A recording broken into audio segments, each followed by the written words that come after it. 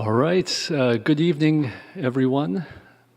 My name is Nicholas Manousis. I'm the president of the Horological Society of New York, and it's my pleasure to welcome you here to our March meeting. As usual, we'll get started with a few announcements. Any new members here? Anyone here for the first time tonight? Yeah, we've got a few. Thank you for joining. Thank you for your support of the society. If you haven't picked up your lapel pin, please see me or Luke or Ed, who's sitting in the back, after the lecture, and we'll be happy to get you your lapel pin.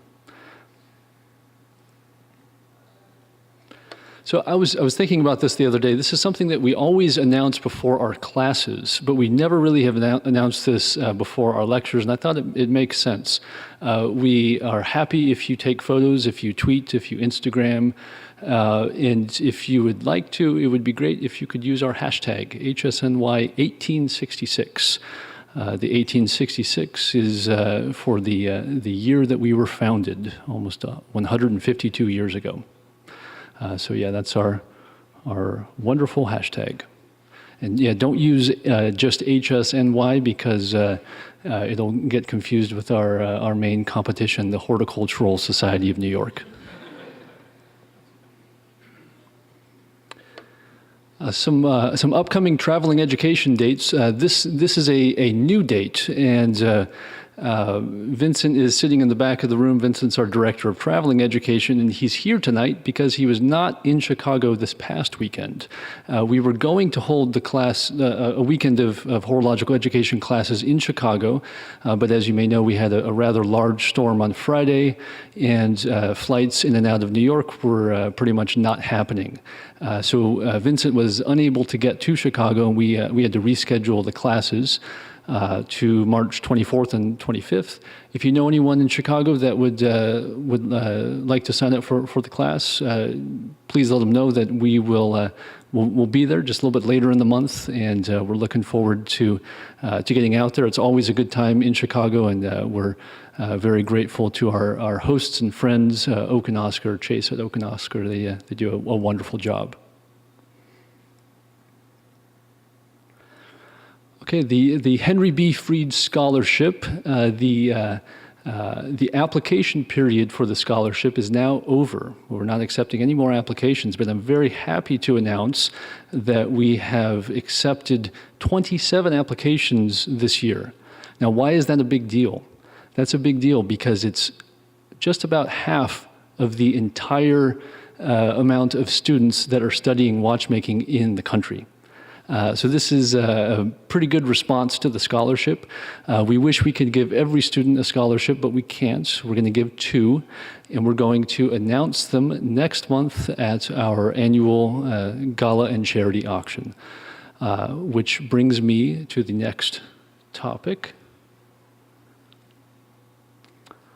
Yes, so April 18th, save the date. This is not the first Monday of the month as we usually meet on the first Monday. This is in the middle of the month on a Wednesday night, and it's going to be a lot of fun. It's not your normal HSNY lecture. It's a night of food and drinks and scholarship and an auction. And so, you know, I've been teasing everyone with the auction for the past couple months, and tonight I'm really happy to be able to share with you some of the lots that we will be auctioning that night.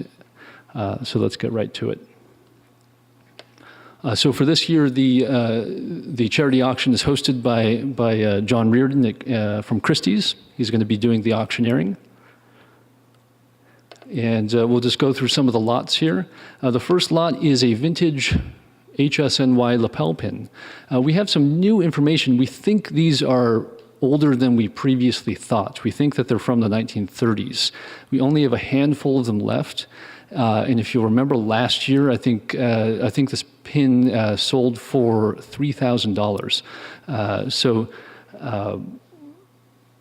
This is a pretty cool pin to have. It's a little bit different than the modern pin that many of you have today. This is the real deal. This is the antique, and it's going to be fun to see who gets this pin.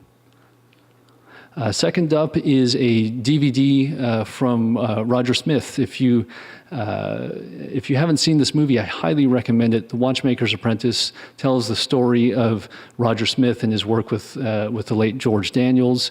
And this copy is signed by Roger Smith, and it was donated by Roger Smith when he visited us in December. And then one other item that was donated by Roger Smith when he visited us in December. This is George Daniels' personal copy of the Practical Watch Escapements. This is the first edition, and this copy is the copy that George Daniels made his correction notes in. So this is a very special copy of this book. I've got a couple more pictures of it here. There you can see one of the correction notes. And there you can see it signed by Roger Smith, stating that it was, in fact, the personal copy of George Daniels. So I'm really excited for that one. I'm very curious who's going to win that and what it's going to go for. And then Lot 4 is a very special limited edition watch from our friends and sponsors at Analog Shift. This is a limited edition Bulova Devil Diver watch. It's depth rated to 666 feet. This is the modern reissue of it, and it also, the lot is actually two watches. So it's the modern reissue watch, and also a very nice vintage version of the watch as well. So this is two watches in one lot. It's the Bulova Devil Diver from our friends and sponsors at Analog Shift. And Lot 5, this is the Zenith El Primero limited edition for Hodinkee. And both this watch and the Bulova watch, the Bulova Devil Diver watch, are completely sold out online. They were very small limited editions. You cannot find them new from the original retailer anymore. But we had two. We had two of them that were held back just specially for this auction, and so we thank our friends and sponsors at Hodinkee and at Analog Shift for doing that for us. This is two very special lots here. I'm very excited to see how they do. Okay, so to win these lots, you're going to have to be here Wednesday, April 18th. For our annual dinner and charity gala.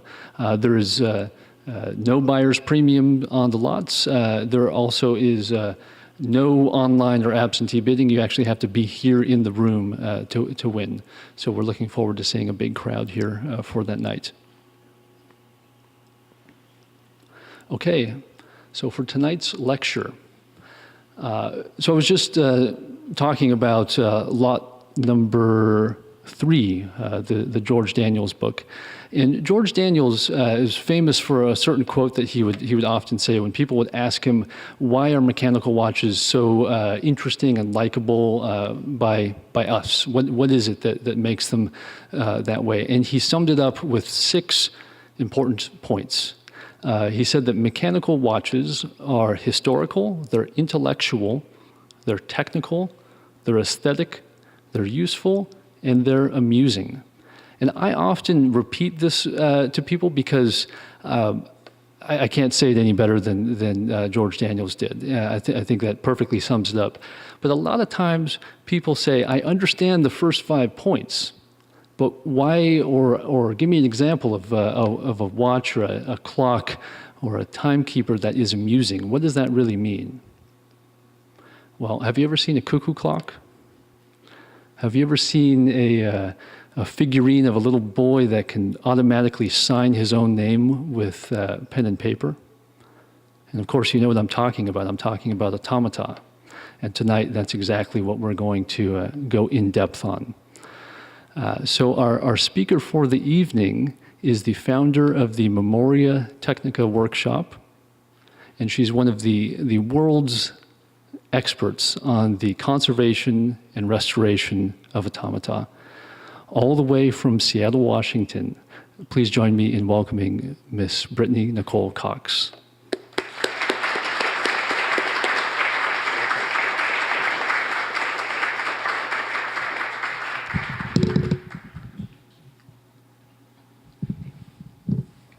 Great. Why, hello. As you heard, my name is Brittany Nicole Cox. I'm an antiquarian horologist and horological conservator. I specialize in the conservation and restoration of automata, mechanical magic, mechanical music, and complicated clocks and watches. My business is one that uses old principles and ideas shaped by ethics on how to keep those values safe for the future. I use antique machinery, tools, and equipment married with new and old materials to protect and preserve our cultural heritage. So to be specific, I work with machines made by magicians and scientists of our heritage to record the passing of time, bring inanimate forms to life, play music plucked from resonating steel combs, and I wouldn't ever dream of doing anything else. It's really quite difficult to describe why these objects are so precious, because really, you only know the burden of making them if you spent the hours at the bench, if you've stayed awake at night thinking about how these things work, and lost and gained all of your efforts of days in just a few hours. And obviously devoted the skills, your life to the skills to making these objects work and ensure that your work is going to stand the test of time. It's a craft that I take great pride in. So, horological conservation. That's maybe not something a lot of people are familiar with. It's definitely a new facet to the conservation field. So conservation in the past has definitely dealt with books and papers, historical artifacts such as wooden objects and furniture, but clocks have recently come into the conservation sector. And really, my friend Abigail described conservators and conservation best when she put it this way. We fix old stuff. Sometimes it's not old, and sometimes we don't fix it, but actually, it's really fascinating. Once conservators really explain what we do, people really see the appeal. You know, we use technology and tools borrowed from other professions to solve problems that you generally might not have thought about. Most of us work on objects that serve a function, so people want their books to be able to open, clock owners want their clocks to tell time. We try to make repairs as minimally interventive as possible, and reversible if necessary. We do our best to prevent further damage, and we've learned that in time, we often find a much better way of doing what we once thought was a great idea. And to that end, we study chemistry, physics, art, history, craft, conservation theory, and ethics in addition to our practical work. So in sharing some of this work with you, we hope that if you ever meet a conservator in a bar, you can say, "Ah, yes, how fascinating," and actually mean that. So, what's interesting about horological conservation is that basically each of these objects that I work on are extremely different from one another. And although many incorporate similar mechanisms and systems, each carry their own history and have inherent problems that arise from the way that they were made. So in a sense, these were mass-produced because they were made in a series, but each one was handmade, and the components are not interchangeable from one to another. And each one bears the marks of the hands that made them. Each has a personality, and at times I feel as though it has a mind of its own, which may account for, why I spend so much time alone in my workshop with these objects. But I work with many kinds of automata. These range from mechanical birds with bellows for lungs and slide whistles for its voice, covered in over 100 individually applied feathers. Oh, let's see. You'll have to bear with me on this video system.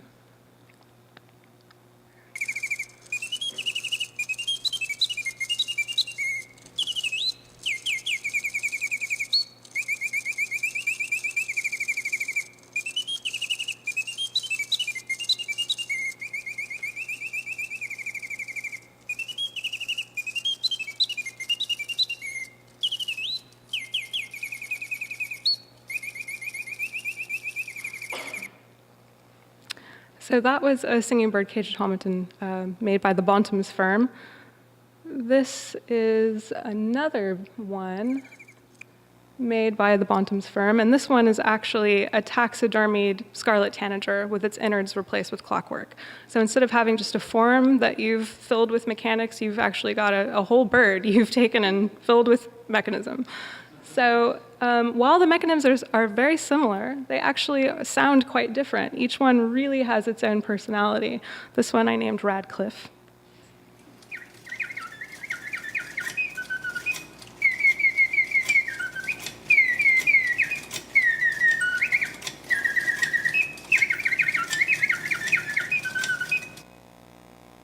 And you can see the pitch of the voice is different. You know, you have a similar song, but it is different because each whistle, and all the components were, as I said, handmade by someone. My work also brings me to small mechanical galleons that can fit inside your pocket. So this was a Battle of Trafalgar memorial made in 1810, and it incorporates music.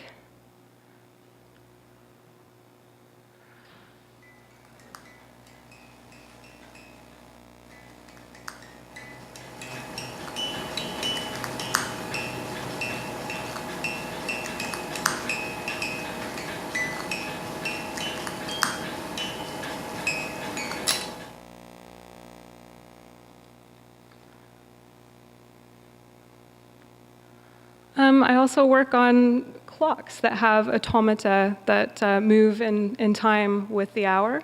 This is a mechanical clock that has flowers that bloom. They spin and contra-rotate as music plays.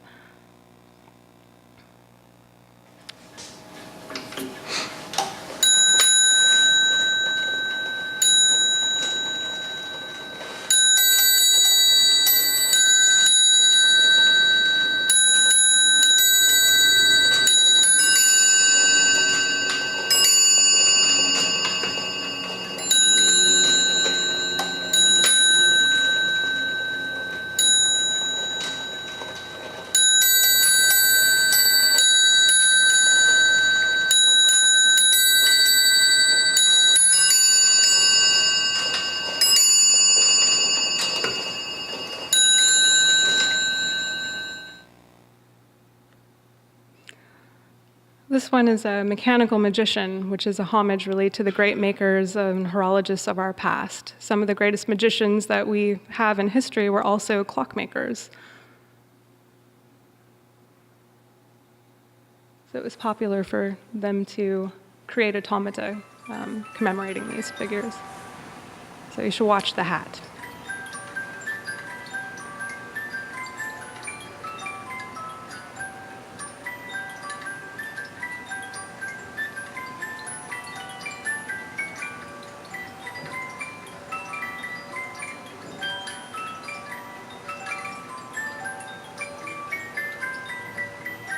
Did you see it?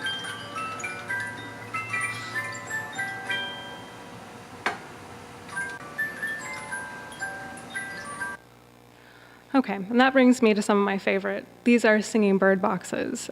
These tiny birds were feathered so that they really sparkled like gems and were kind of the crown jewel of these boxes. They pop out and surprise you with an incredible song that really can make you smile, and they're all so very different from another.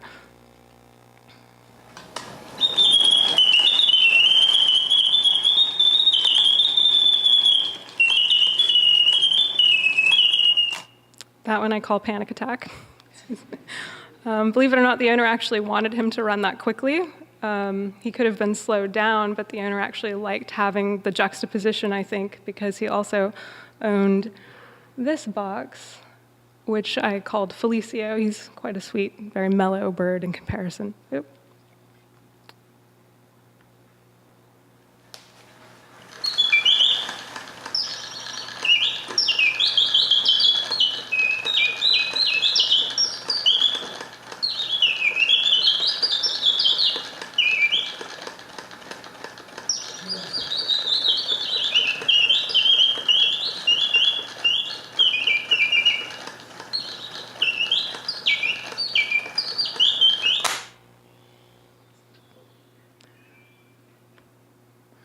Okay, so when I was talking about mass production and that idea before and how different these are, this is actually a Brugier singing bird box. It's, I believe, number 240 in the series. And you're going to see another Brugier bird box that was made shortly after this one. And you can actually see how very different the two are from one another.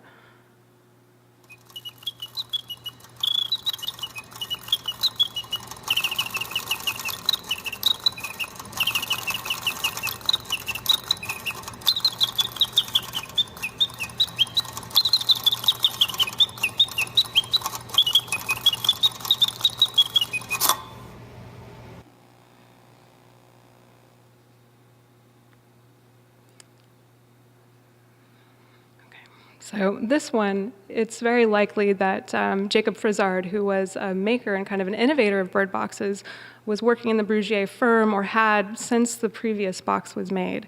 And his advancements in the song cams and those developments contributed to the more complex song that you're about to hear.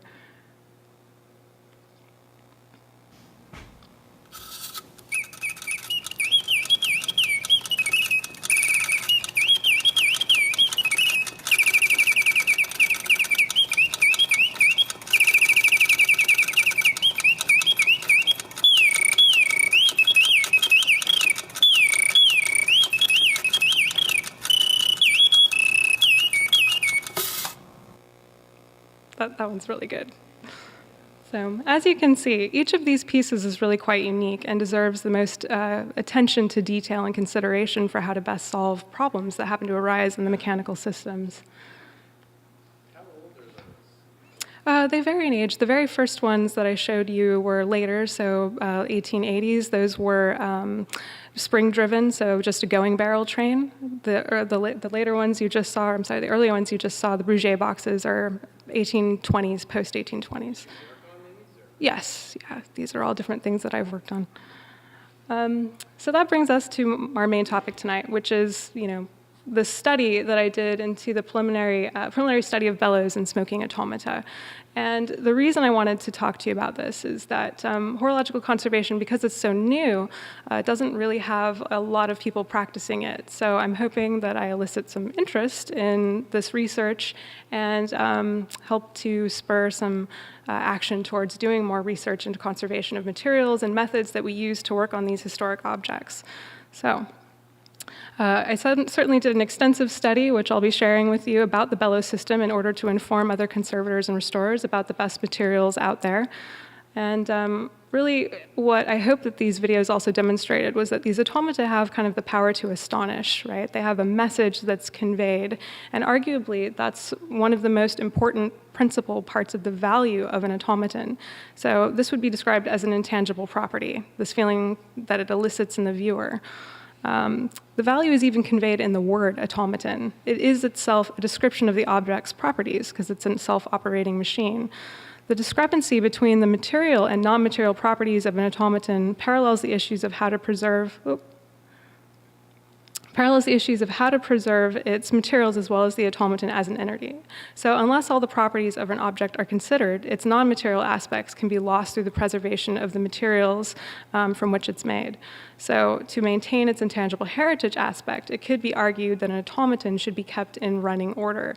Whether it's actually run or not is not really what's being considered, but as long as it has the capability to run, it's still fulfilling all of its properties. So in the case of a smoking automaton, you would have to ask whether the risks of running it outweigh the cost of damage caused by use, and how much that use, smoking in this case, contributes to the message that the object conveys. So, Golden Age smoking automata, they really do present a conservation dilemma.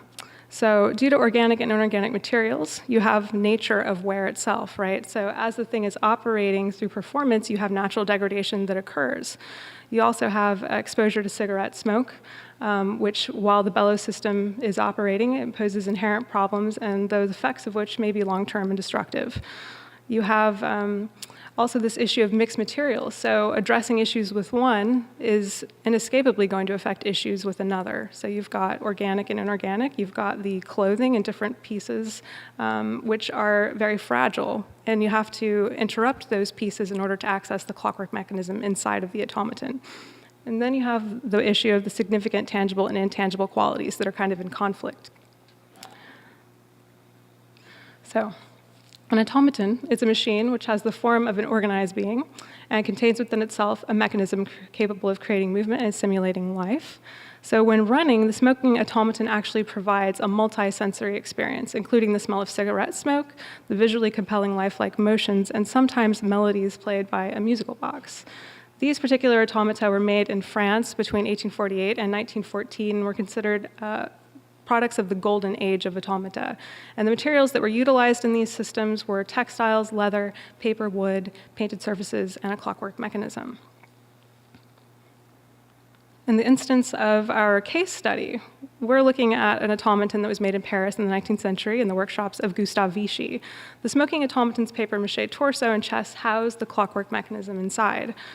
It wears a red woolen coat with brass buttons. It has alum-tawed trousers and black leather boots. It stands on a wooden base that's covered in velvet. In order to access the mechanism, as I said, you have to actually interrupt all of that clothing and remove it and cut open the body to gain access. So when operated, the clockwork mechanism pumps the bellows and times with the motions of the figure. The head moves from left to right, the eyes blink, and the mouth opens to draw in cigarette smoke as the smoke is lifted, or the cigarette is lifted to the mouth. Upon exhalation, the arm holding the cigarette will lower, and the mouth opens, exhaling the smoke. And the monocle is raised to the right eye as the automaton blinks and peers through it. So the cigarette smoke is actually drawn into the bellows via a tube inside the automaton hand that runs along the arm inside of the sleeve. And it goes up inside the chest where the bellows are, and then there's another tube that extends from there that goes up inside the neck and to the head, which extends out through the mouth. So when the mouth is opened, you get the exhalation of smoke. So in doing this case study, the treatment was governed by the need to preserve these intangible qualities while also minimizing risk to the other material aspects while it was running. And often the clothing for these things were made in pieces. As you can see, they were either sewn together in parts or they were adhered to the form. And this was to minimize any risk to limit the motion of the automaton. As you can imagine, if you're a doll maker or you're a clothing maker, it's quite difficult to make clothing for an animated figure that has all these different moving parts.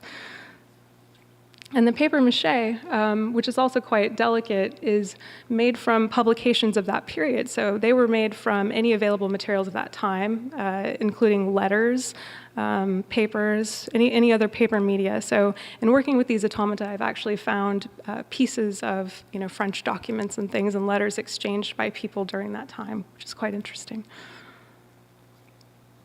So the mechanical system consists of brass and steel, lead piping, skin, and a wood frame's bellows, string, and rubber tubing.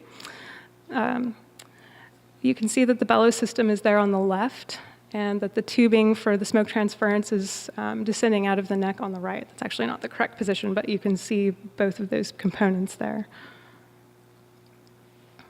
So the original tubing for smoke transference in the bellows system was actually made from vulcanized rubber. And this is prone to degradation, off-gassing in streams of high temperature, acidic or alkaline pH, exposure to light, or the presence of strong oxidizing chemicals, all of which are extant in cigarette smoke. Thus, the tubing in this case has become brittle and it was broken.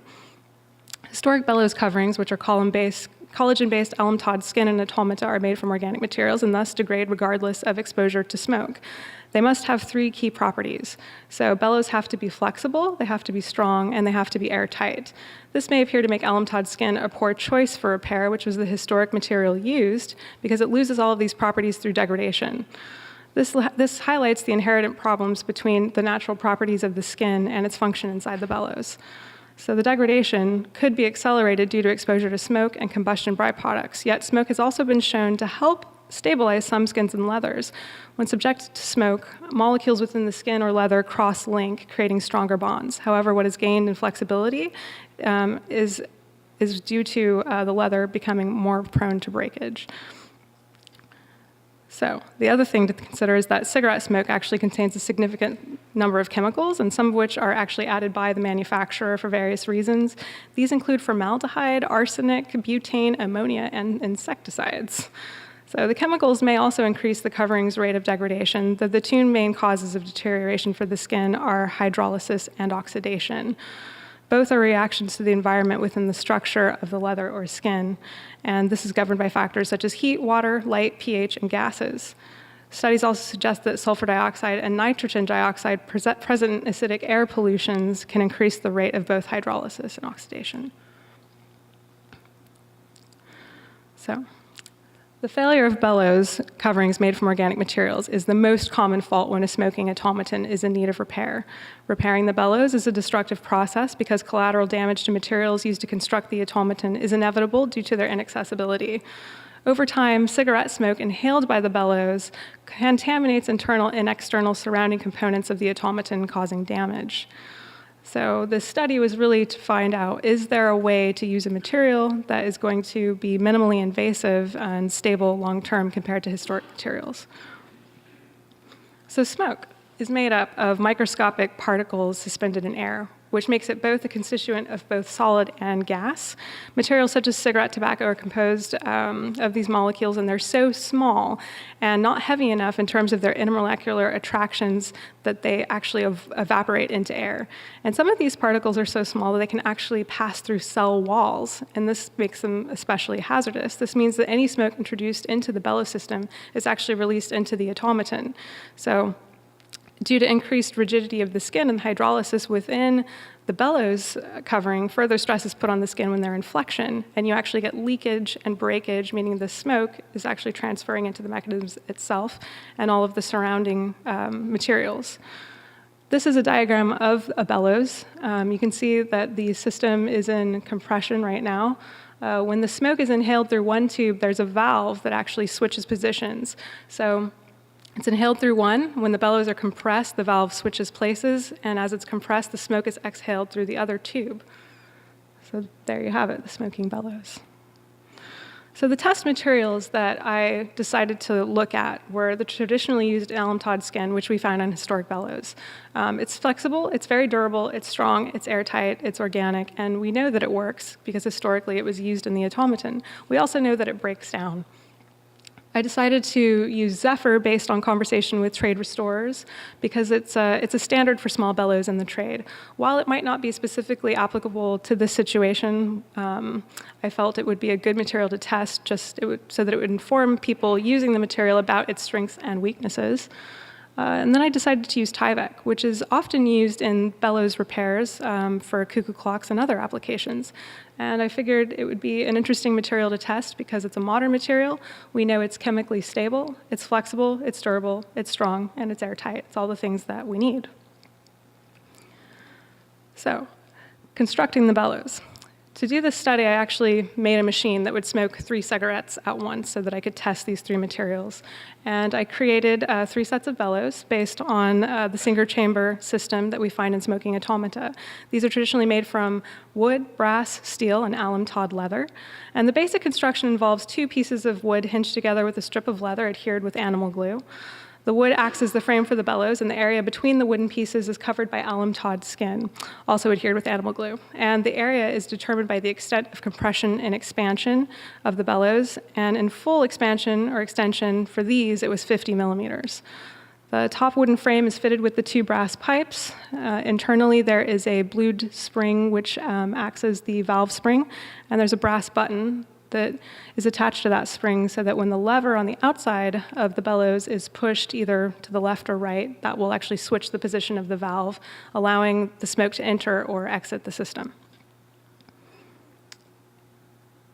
So this was the test rig. It was oriented with a central motor driving the 3 bellows. The motor operating the bellows was fitted with a brass cylinder made with an adjustable eccentric and a track system, so it would be possible to time the pumping of the bellows with the valve change phase. Each valve lever on the bellows had a hardened polished steel roller that ran on a track system, which was on the outside face of the brass cylinder. And as the cylinder turned, the steel roller would engage the track, shifting the valve position, so it would inhale and exhale in time with the eccentric responsible for pumping the bellows. This ensured that the moment each bellows chamber began to compress after an inhalation of smoke, the inhalation valve would close, thereby opening the exhalation valve. The power source running the motor was set at 7 volts, which is the exact same that the Vichy automaton ran at. So quite a slow speed, but you can see all of the tubing and cigarettes set up there. And the smoking tests were carried out in 3 trials. So each trial is the equivalent of the amount of time it took for each of the 3 bellows to simultaneously smoke 1 pack of cigarettes each at a speed of 7 volts, which took about an hour and a half. Every trial involved 3 sample bellows materials, 1 on each of the bellows frames, and each bellows smoked 1 pack of prepared cigarettes during the trial, exposing the 3 materials to the same amount of cigarette smoke under the same conditions. The trials were carefully monitored, noting the appearance and location of any air leaks in the material, what kind of tar deposits were found, where they were found, and what kind of puff of smoke each one produced. So as you can imagine, if you have a smoking automaton, you really want it to look like it's smoking a cigarette. You want a good, strong exhalation of smoke there. So every trial involved 3 sample bellows materials and 1 on each bellows frame. And each bellows number was numbered so that each one was carrying the same material between each trial, so there was no cross-contamination of the materials. After testing, each one was exposed to destructive tensile fold tests. So after everything was finished as far as the smoking trials went, I subjected the materials to tensile fold testing until the materials broke, which would then tell me kind of a threshold of how strong these materials were. So a control was performed before exposure to smoke, and then there were the tests after exposure. In addition to these tests, I did a test with a thermocouple and Melanex. So the Melanex allowed me to actually observe the behavior of the smoke. So when smoking, I was able to see where the smoke was going inside of the bellows, if it was sitting anywhere, if it was saturating any particular areas, and if those areas would be more vulnerable than other areas. And this also allowed me to collect some tar samples, which I was able to test for the pH, and I found that there was an alkaline reading inside of the bellows, which was quite serious, that allowed further degradation of the material. So obviously with leather being organic, you have to have a very stable environment for it to have longevity. The thermocouple was also quite interesting because it allowed me to get a temperature reading inside of the bellows. And initially, I believed that it would actually get quite hot inside. But once checking the reading, you can see it actually did not get very hot at all. It only went up to about 22 degrees Celsius, which is about 71 degrees Fahrenheit. And this was only 10 degrees over ambient temperature of the room I was in. And that was actually only after 20 cigarettes being smoked at a time. So it actually won't get very hot inside of a bellows system unless you have someone that just enjoys smoking cigarettes and drinking cocktails with their automaton in the evening. So here is the system.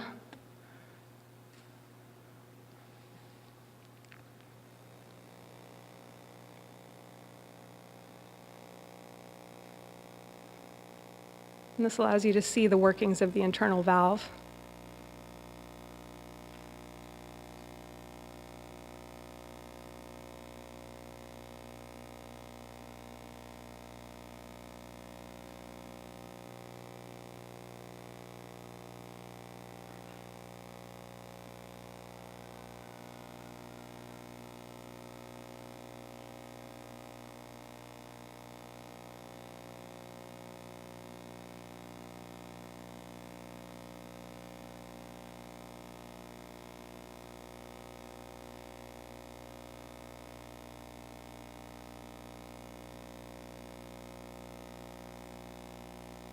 Bet you never thought you'd see that.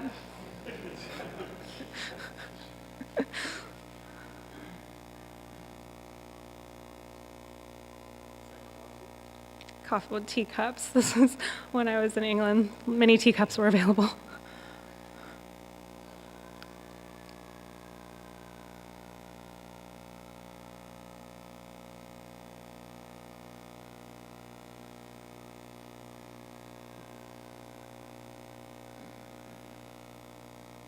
And it was interesting to note that certain bellows smoked the cigarettes faster than others. And I think that that had largely to do with potentially how airtight the materials were.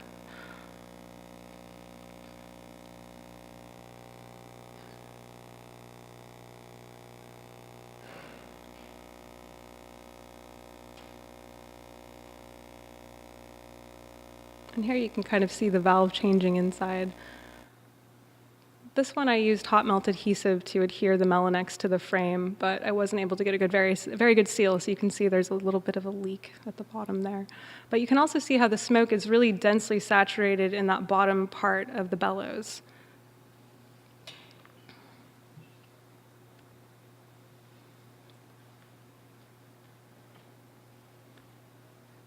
So the tensile fold testing, this was done after exposure to the smoke. And As I said before, I did some beforehand to get a control value for each material for strength so that I could monitor how the material performed after exposure to smoke. So 9 controls were done for each material, creating 27 strips in total, and they were all subjected to the tensile fold tests on an Armstrong and Partners equipment destructive tensile fold test machine at 15 kilograms. Actually, sorry, 1.5 kilograms. The machine weights the material at a chosen setting while swinging it back and forth at a fixed position. While this motion doesn't produce a true fold, it will show the durability of the material and under tensile strain and a motion similar to that you would find in a Bellows automaton. So there are the test pieces. So from each Bellows, I took a strip from the center. That's a cross-section there. And that was what was subjected to the tensile testing after exposure to smoke. And this is the fold testing machine. So this determined a quantifiable value for strength for each of these under the testing conditions and the reaction of the smoke. And the findings were really pretty interesting. So what I found was that Tyvek actually performed much better than all of the other materials. And it even performed better after exposure to cigarette smoke. What was interesting about that was not something that I had guessed would happen. Certainly, I thought that the alum tod skin might perform better because after exposure to smoke, you find that you actually get an increase in those chemical bonds. Those cross-linkages make the material stronger, but we do know that over time it becomes more brittle. So the alum tod skin actually performed quite closely to the Tyvek after exposure to smoke, but the Zephyr was incredibly unstable. The way that Zephyr is made, it's gut. So basically it's the intestines of a goat that is flattened and scraped for consistency. And as a gut, it's not a consistent material, so you're going to have strong and weak points in the material, so inherently it's going to have mechanical failure points. And exposing it to the destructive tensile fold testing told me that it would break at any different point actually along the axis. So it never broke in the same place. So it's actually not a super stable material for use in bellows systems for longevity's sake. So after, this is very test heavy. So after all of these tests, I then exposed the materials to FTIR testing. FTIR testing is a non-destructive analysis method since it measures the absorption of different infrared frequencies by a sample that is positioned in an infrared beam. So the type of FTIR that I used in this study is attenuated total reflectance, which is a little bit different from traditional FTIR sampling methods, and that it uses a thin sampling path length and a depth of penetration of the infrared beam to generate a spectral reading. Prior to smoke exposures, 2 readings, 1 per side of each material, was taken to get a control. This was for 6 control readings, and a control reading from the tar was collected as well from the inside of the tubing so that I could check and see what the spectra of the smoke was. So after smoke exposure, deposits of tar were visible on both sides of the surfaces of all of the material samples. So I was able to see that there was a saturation that actually went from the inside all the way to the outside, and that means that we actually have exposure to all the materials around it as well, due to the nature of smoke and the size of the particles. The tar control spectrum is present in each of the 3 materials. And that is the spectrum that you're seeing now. And it exhibits the strongest bands around 3,300 mark, which are there on the left. Now, this suggests that basically these rich vibrations might be a result of the added chemicals in the cigarettes, but they're also indicative of both saturated and unsaturated oxygen-containing species, which would be expected from partial combustion of an oxygen-rich material in a humid atmosphere. So the same spectrum you can see is overlaid on all of these. You'll see that the same peaks are actually present. This is just the tar. And this is the alum tod skin there with the tar spectrum. So basically, we can tell from this that they are almost identical. When the spectra are compared with the non-exposed control samples, there's definitely an increased absorbance that's displayed. And it was observed that the control spectrum depicts a shoulder around 1650 that is not present in the smoke-exposed samples. This shows very strong OH and NH vibrations around 3,300 centimeters. The strongest bands at 1640 and 1545 represent the amide 1 and the amide 2 protein bands that you see typically in leather. And they're slightly diminished in the smoke-exposed samples, but this could simply be a result of the tar that's been absorbed by the sample, but it could also be evidence of a peak that will gradually diminish as the material ages. So what might be needed is further tests with additional smoke exposure during greater durations of time between exposure in order to see if any chemical changes actually become visible through FTIR analysis. Although a greater amount of time between readings may or may not tell us anything by the way of chemical change if the samples are degraded, because both leather and polymers like polyethylene depend on the nature of their semi-crystalline structures for their mechanical properties. So high molecular weight polymers pass through alternating regions of the crystalline and amorphous structures, making the materials strong but flexible. And the breakage of even a few of the available bonds in this material structure can actually cause the material to fail. And this won't be noticed through FTIR before this happens, because usually it loses all of its toughness before FTIR is able to detect any chemical change. So as you can also see, the smoke actually created large deposits of tar on all of the tubing and as well as on all of the holders after the smoke trials. And you can assume the same thing would be true of the tubing inside of an automaton. Which would be an issue if over time the tubing became clogged because there's no way to actually get in there and clean the lead tubing that transfers the smoke because it's internal to the mechanism. So that's certainly another issue. So this is actually the mechanism here of that same case study that's been cleaned up and restored based on the research findings. I ended up using the Tyvek, which seemed the most suitable for bellows coverings and smoking automaton because it produced the strongest puff of smoke, it ensured air tightness and easy adhesion, and it has a higher threshold of durability even after exposure to smoke, much more than the organic materials. The alum Todd skin that's historically used in bellows is actually no longer available. I had to have that custom made for this study. So as far as available materials goes, Tyvek is probably the best bet. It's incredibly stable and durable. It's used in everything from space. They use it on space stations. It's used in housing. It's used in mailing. And it's known for its chemical stability. To replace the vulcanized rubber tubing, which was an issue largely because it obviously becomes embrittle, but also because rubber off-gases. We know that as rubber off-gases, it actually can cause corrosion to metals when it's left in a tight space. So things like using rubber cement for covering on singing bird bellows is not advised because it can create corrosion within that tight space. So medical-grade silicone tubing was used to replace the degraded vulcanized rubber and is known to be incredibly stable in extreme conditions of temperature change and pH. So this is the work I did to the head, some of it anyway. As you can see, this was also very degraded. I ended up using Japanese tissue and wheat paste to rebuild the head. So this would be reversible and easily distinguishable from the original materials that the head was made out of. So this was multiple layers of Japanese tissue and wheat paste covered over together to build up the existing head. And then Paraloid B72 art conservation gels were painted to infill the other surfaces. So traditionally, gesso was used on the surface, and then an acrylic paint would have been put over that. In this case, because I used the Paraloid B72 art conservation gels, this allowed for solvent compatibility. Gesso and acrylic are soluble in water.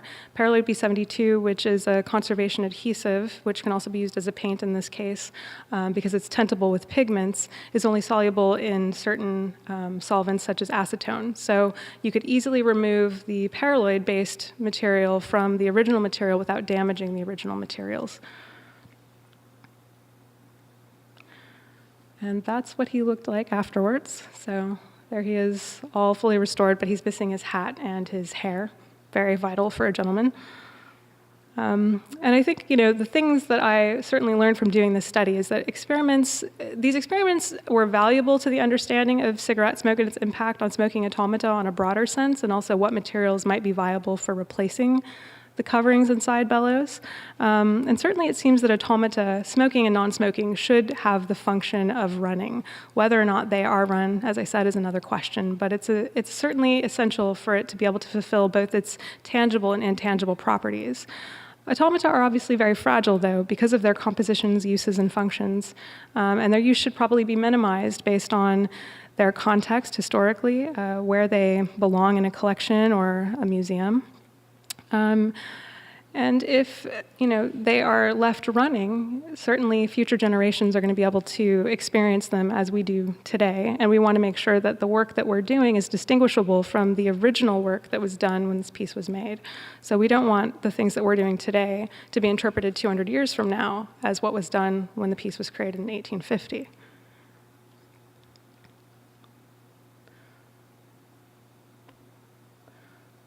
So this is him running without a cigarette and without the hat and hair.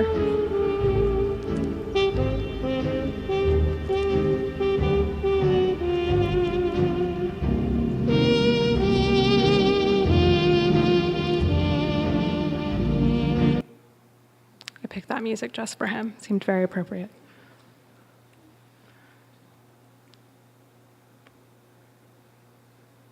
And here he is with his hat and hair. He belongs to Michael and Maria Start of the House of Automata, and they actually finished him with a fancy hat and a good mustache. Oh.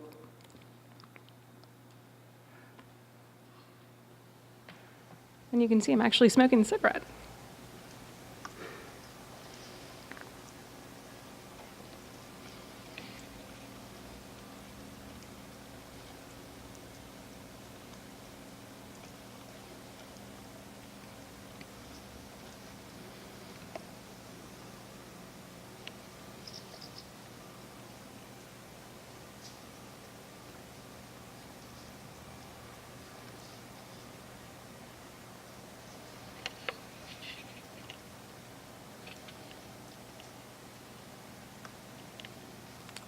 No, you want one now?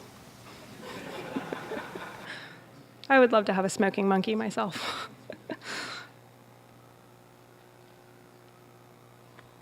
Okay, well, thank you. Are there any questions?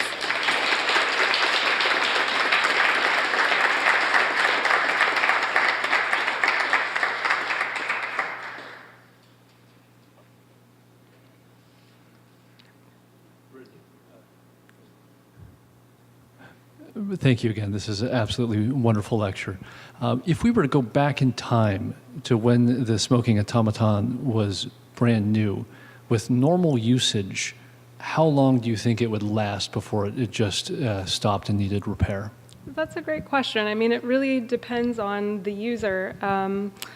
I heard a story about a gentleman who had a collection of these automaton, a lot of smoking automatons that he wound up and drank scotch with in his parlor every evening and had cigarettes.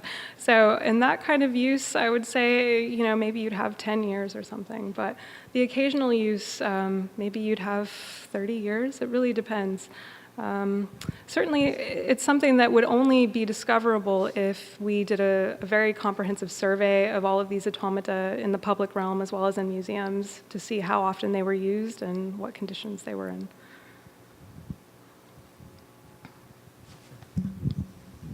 Question on the fabrics. I noticed that the pants in particular were quite clean, and can you sort of address how you struck the balance between preserving the original object as well as making the appearance attractive? And then another question about your background. Clearly, you've got a lot of sort of traditional conservation training, so I'm curious about that. But also, I noticed you've got quite a bit of horological training as well, and I'm wondering if you could tell us just a little bit more about both of those. Okay, sure. Let's start with your first question.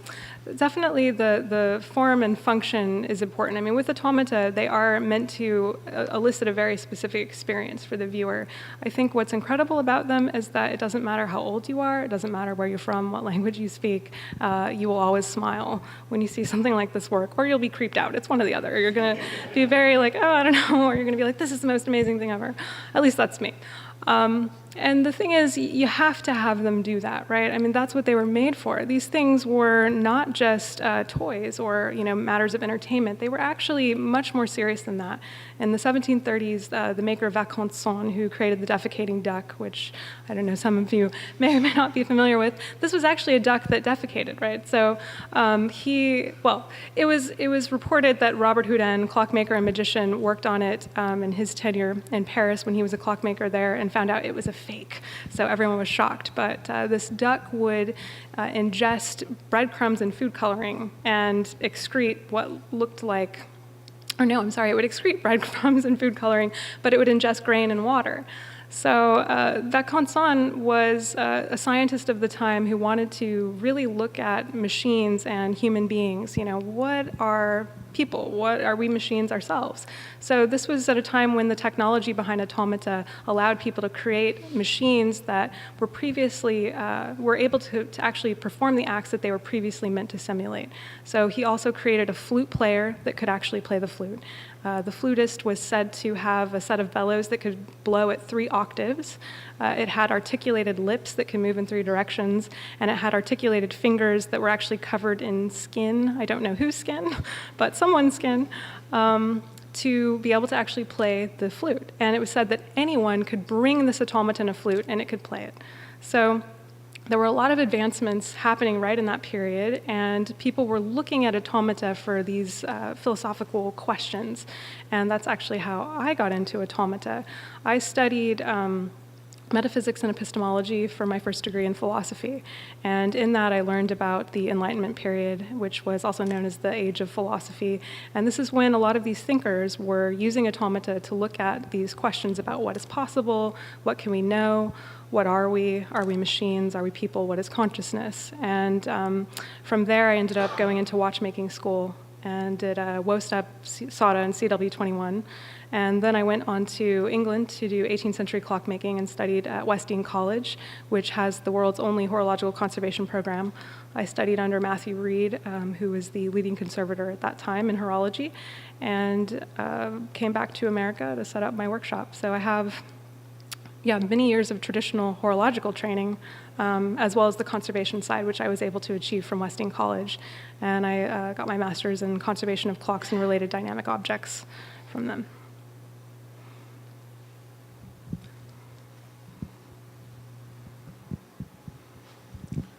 So obviously a French guy from the 1820s would probably smoke filterless cigarettes, but did you experiment at all with filtered or other types of cigarettes for kind of to prolong the life? Right. Clearly he's not going to smoke Capris, but... Sure. Well, okay, so all of these cigarettes I actually removed all the filters from. So all of these were filterless, but I could have experimented with rolled cigarettes, but because this was meant to be very scientific, it was the subject of my MA research, that I wanted them to be as standardized as possible to eliminate any variables in the testing process. Certainly would be interesting to experiment with rolled cigarettes. I still have my machine, so I plan to, get back out there and smell like a casino once again.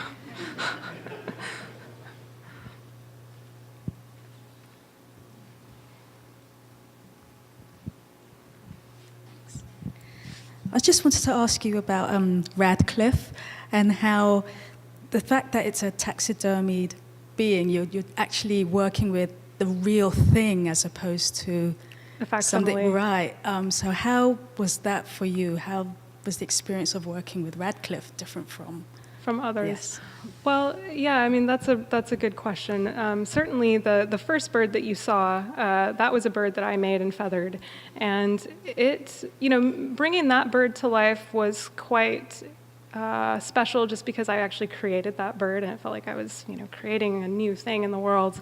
But working with Radcliffe was interesting because he was a real bird at one time. And in researching what kind of bird he was, I didn't know. I found other photographs of scarlet tanagers, and I was thinking, this bird is actually outliving all of its counterparts. This bird is still alive while all of its family has passed away. And he was really quite shabby, very vulnerable looking. His tail was missing all of its feathers. So I made a little, I call it a little tail toupee that was reversible and inserted into the tail so he had some of his feathers back. But certainly you definitely feel almost a kinship. I don't know if I would have been a veterinarian or a doctor. I don't think I could handle the responsibility of that, but in a way, working with taxidermied animate birds gets me a lot closer to that. And it's an interesting experience.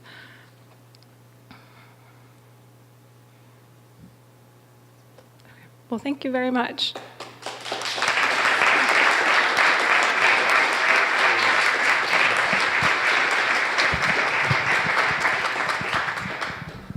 All right, we'll see everyone back here next month, April 18th, for our annual gala and charity auction.